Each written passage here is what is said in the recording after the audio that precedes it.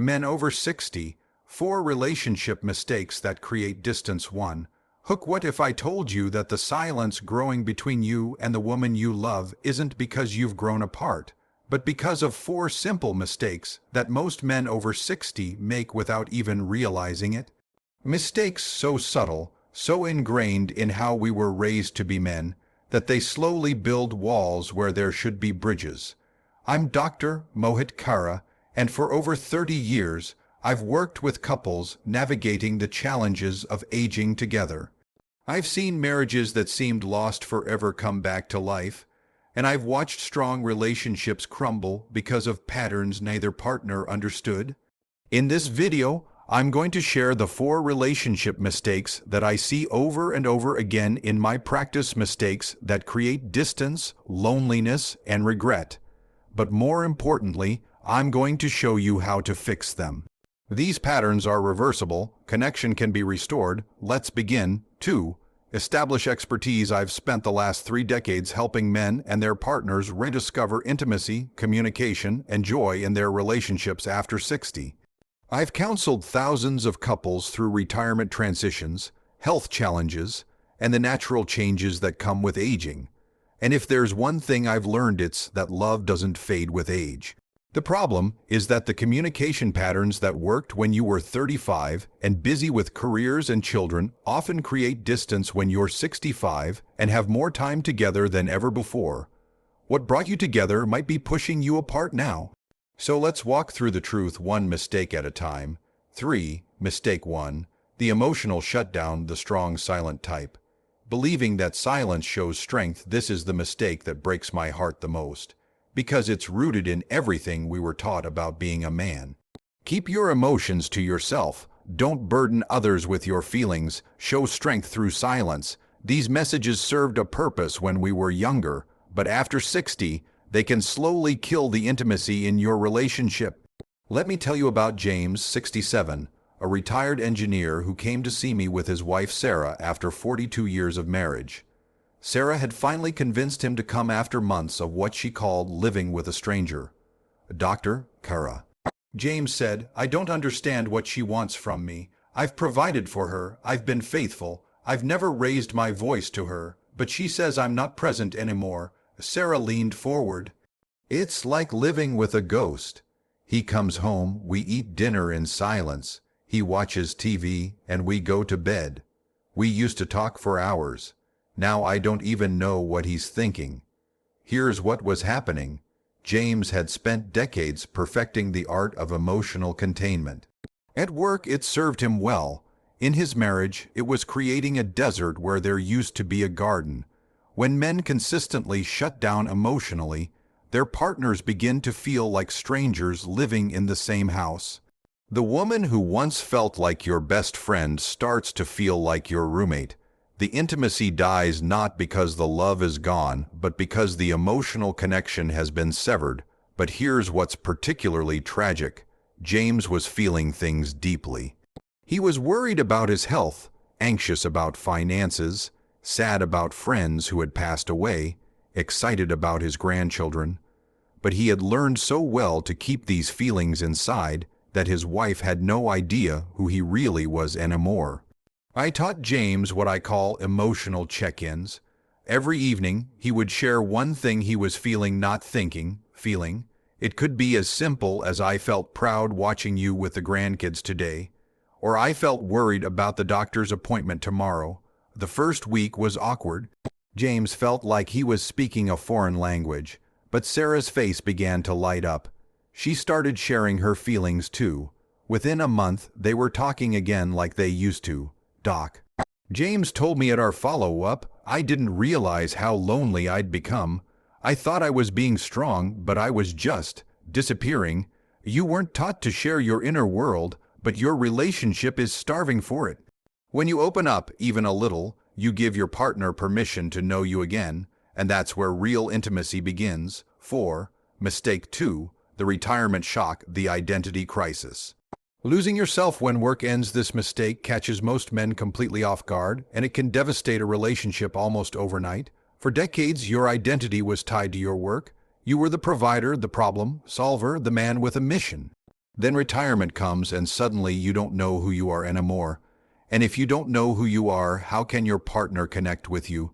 Meet Robert, 64, a retired police captain. For 35 years he had commanded respect, made decisions, and had a clear sense of purpose every day. 3 months into retirement, his wife Linda brought him to see me. "Doctor, I don't know what happened to my husband," Linda said.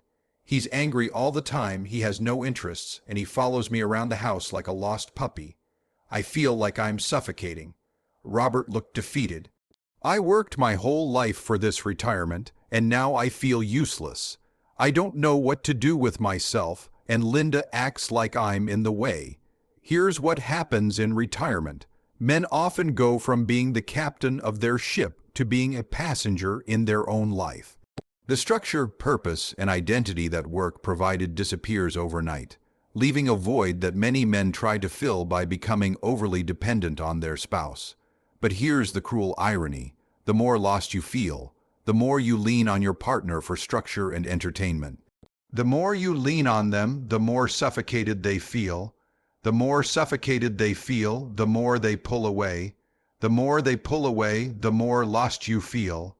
It becomes a vicious cycle that can destroy even the strongest relationships. I worked with Robert to develop what I call a purpose portfolio. Instead of one big career defining him, he would have multiple smaller purposes: volunteering with at-risk youth, mentoring young officers, learning woodworking, and taking on specific household projects that Linda actually wanted help with. The key was finding activities that gave him identity and purpose independent of Linda, so when they were together, he was bringing something to the relationship instead of just taking from it. Within 6 months, Robert had transformed. He was excited about his volunteer work, proud of the furniture he was building, and had interesting stories to share with Linda again. She stopped feeling like his entertainment committee and started feeling like his partner again. "I got my husband back," Linda told me, "but more than that, I think he got himself back." The transition to retirement isn't just about leaving work, it's about consciously creating a new identity. When you know who you are and what you're passionate about, you become someone your partner wants to be around again. 5. Midway re-engagement. If this message is hitting home, leave a yes in the comments so I know you're finding value in this. And don't forget to subscribe for more relationship insights designed specifically for men navigating life after 60. Let's continue, because the next mistake is one that destroys intimacy without either partner understanding why it's happening. 6. Mistake 3. The intimacy avoidance, the physical retreat, avoiding touch because of performance anxiety. This mistake is devastating because it creates exactly what you're trying to avoid: distance and disconnection. As men age, physical changes are normal. Things that used to be automatic might require more time, more patience, or more creativity. But instead of communicating about these changes, many men make the mistake of retreating from all physical intimacy entirely. Let me tell you about David, 69, and his wife Carol, married 44 years. David came to me after Carol had started sleeping in the guest room. "Doc, I just can't perform like I used to," David said, his voice barely a whisper.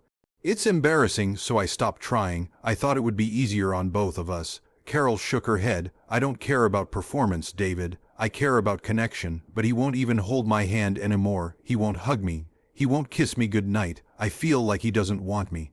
Here's what happens. When men experience physical changes, they often assume their partner wants the same performance they gave at 30. So they avoid all physical contact to avoid the failure of not performing perfectly. But here's what they don't understand. Most women over 60 value emotional and physical connection far more than sexual performance. When you withdraw all touch, you're not protecting her from disappointment, you're starving the relationship of the intimacy that keeps it alive. The tragedy is that David was avoiding the very thing that could have brought them closer together.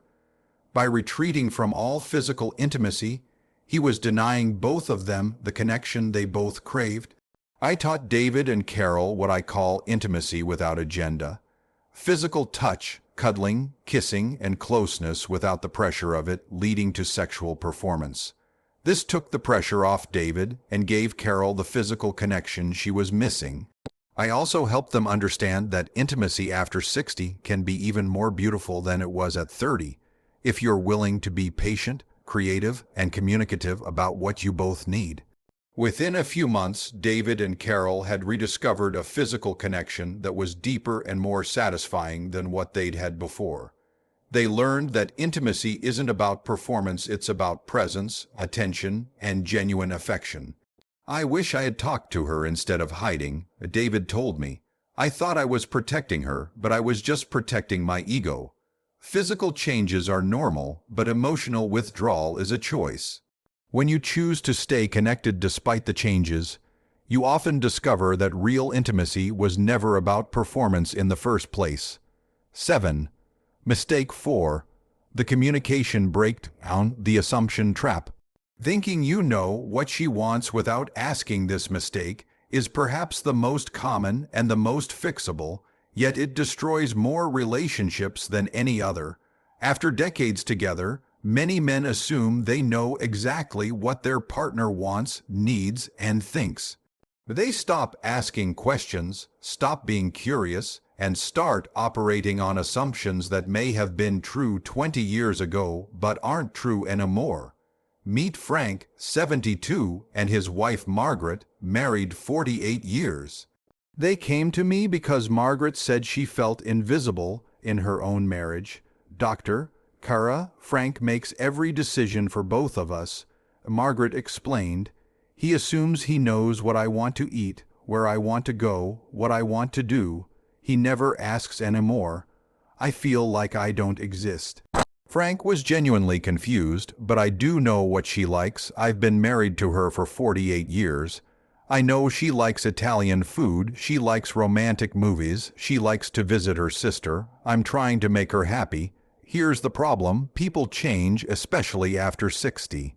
The woman who loved Italian food at 50 might prefer lighter meals at 70. The woman who loved romantic movies might now prefer documentaries. The woman who loved visiting her sister might now prefer quieter time at home. But more importantly, even if her preferences haven't changed, she wants to be asked. She wants to be consulted. She wants to feel like her opinion matters in her own life. When you assume you know what your partner wants without asking, you're essentially telling them that you've stopped being curious about who they are. And when someone stops being curious about you, it feels like they've stopped caring about you. I taught Frank something simple but powerful. Ask one question every day, not a practical question like "what's for dinner?" but a curious question like "what's something you're looking forward to?" or "how are you feeling about the grandkids starting school?" The transformation was immediate. Margaret's face began to light up when Frank asked for her opinion. She started sharing thoughts and feelings she'd kept to herself for years. Frank discovered that after 48 years of marriage, he was still learning new things about the woman he loved. "I thought I knew everything about her," Frank told me, "but I was living with a memory of who she used to be instead of discovering who she is now." Your partner is still growing, still changing, still becoming. When you stay curious about who they are today, you keep the relationship alive and dynamic instead of letting it become stale and predictable. 8. The deeper truth. It's never too late. After all these years of working with couples, I've realized something profound. The biggest relationship mistake isn't any of the 4 I've shared with you. It's believing that patterns can't change after decades together. Distance, silence, loneliness, disconnection. We've been taught that these are just natural parts of long-term relationships. The honeymoon phase is over. You can't teach an old dog new tricks. This is just how marriage is after 40 years. But that's not true. Your relationship is still alive. It's still growing. It's still capable of surprising you with its depth and beauty. The couples I work with who transform their relationships after 60 don't do anything magical. They just start paying attention again. They start being curious again. They start being vulnerable again. They remember that the person they married is still there, still worth discovering, still capable of bringing joy and connection into their life. The woman sitting across from you at dinner isn't just your wife of 40 years. She's a human being with dreams, fears, hopes, and experiences that you might not know about. She's still becoming who she's meant to be. And so are you. When you approach your relationship with fresh eyes, when you start asking questions instead of making assumptions, when you share your feelings instead of hiding them, something beautiful happens. You fall in love again, not with who you used to be, but with who you are now. This isn't about recapturing your youth. This is about discovering that love can actually deepen and become more beautiful with age if you're willing to do the work. 9. Conclusion: if this message spoke to you, you're not alone. Thousands of men over 60 are discovering that the relationship they thought was set in stone can still surprise them with its capacity for growth, joy, and deep connection. You don't have to accept distance as inevitable. You don't have to settle for silence. You don't have to live like roommates instead of lovers. Your relationship is waiting for you to show up again, not as the perfect husband, but as the real, vulnerable, curious man you are.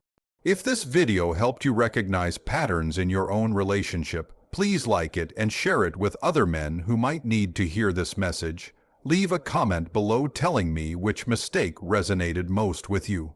I read every comment, and your honesty might help another man realize he's not alone in this struggle. This is how we rewrite the story of love after 60, not with resignation, but with courage, curiosity, and the willingness to keep growing together. Your best years together might still be ahead of you.